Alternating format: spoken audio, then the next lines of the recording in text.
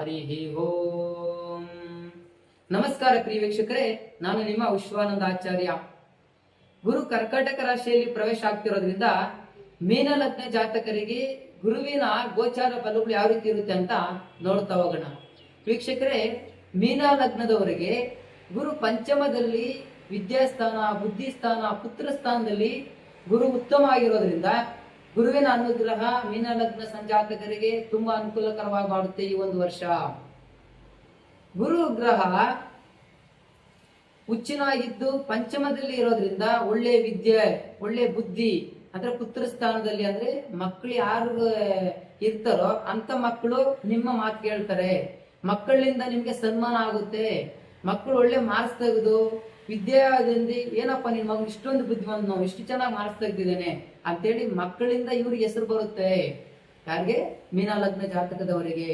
ಅದೇ ರೀತಿಯಾಗಿ ಸಂತಾನ ಪ್ರಾಪ್ತಿ ಆಗುತ್ತೆ, ಪುತ್ರದಿಂದ ಲಾಭ. ಯಾರು ಮಕ್ಕಳಾಗ್ಬೇಕಂತೇಳಿ ಕಾಯ್ತಾ ಇರ್ತಿರೋ ಅಂತವ್ರಿಗೆ ಒಂದು ಶುಭ ಸಮಯ.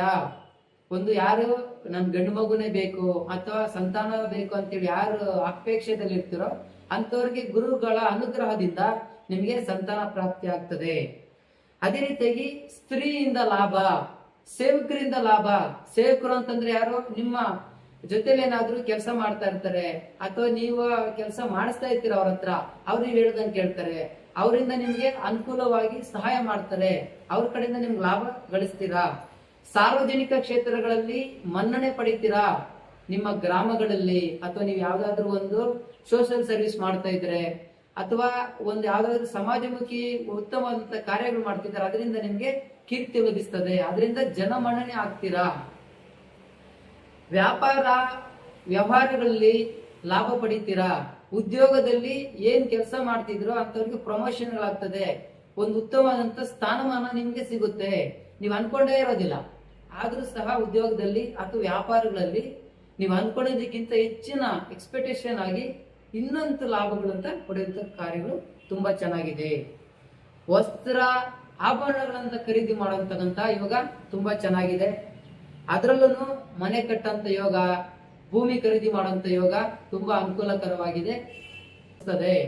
ಅದು ಬಿಟ್ಟು ಶತ್ರುಗ್ರಹ, ಗುರುವಿಗೆ ಶತ್ರುಗ್ರಹ ಆಗಿರ್ತಕ್ಕಂಥ ರಾಹು ದಶಾಭುಕ್ತಿ, ಗುರು ದಶಾಭುಕ್ತಿ, ಕುಜ ದಶಾಭುಕ್ತಿಗಳೇನಾದ್ರೂ ನಡೀತಾ ಇದ್ದು ಆಗ ನಮ್ಗೆ ಈ ಫಲಾಫಲಗಳೇನು ಅನ್ವಯ ಆಗೋದೇ ಇಲ್ಲ ಅಂತ ಹೇಳಿದಾಗ ಆ ಫಲಾಫಲವನ್ನು ಎಕ್ಸ್ಪೆಕ್ಟೇಷನ್ ಮಾಡೋದಕ್ಕಾಗಲ್ಲ. ಈ ಗುರು ಫಲ, ಗುರು ಅನುಗ್ರಹ ಸಂಪೂರ್ಣ ಬರಬೇಕಾದ್ರೆ ನಿಮ್ಮ ಜಾತಕದಲ್ಲಿ ಗುರು ಚೆನ್ನಾಗಿರ್ಬೇಕು, ಅಂದ್ರೆ ಹುಚ್ಚನಾಗಿರ್ಬೇಕು ಅಥವಾ ಉಚ್ಚ ಗ್ರಹದ ಜೊತೆ ಇರಬೇಕು, ಲಾಭ ಸ್ಥಾನದಲ್ಲಿ ಇರ್ಬೇಕು, ಅದೃಷ್ಟ ಸ್ಥಾನದಲ್ಲಿ ಇರ್ಬೇಕು, ಕೇಂದ್ರ ತ್ರಿಕೋಣ ಸ್ಥಾನದಲ್ಲಿ ಇದ್ದು ಜಾತಕದಲ್ಲೂ ಚೆನ್ನಾಗಿದ್ದು ದಶಾಂತರ ದಶೆನೂ ನಡೀತಾ ಇದ್ದು ಆಗ ಗುರುವಿನ ಬಲ ಫಲಗಳು ಚೆನ್ನಾಗಿದ್ದಾಗ ಈ ಸಂಪೂರ್ಣವಾದಂತ ಗುರುವಿನ ಅನುಗ್ರಹಕ್ಕೆ ನೀವು ಒಳಗಾಗ್ತೀರಾ. ಒಳ್ಳೆ ಶುಭ ಫಲಗಳೇ ಬರ್ತದೆ. ನಮಸ್ಕಾರ ವೀಕ್ಷಕ.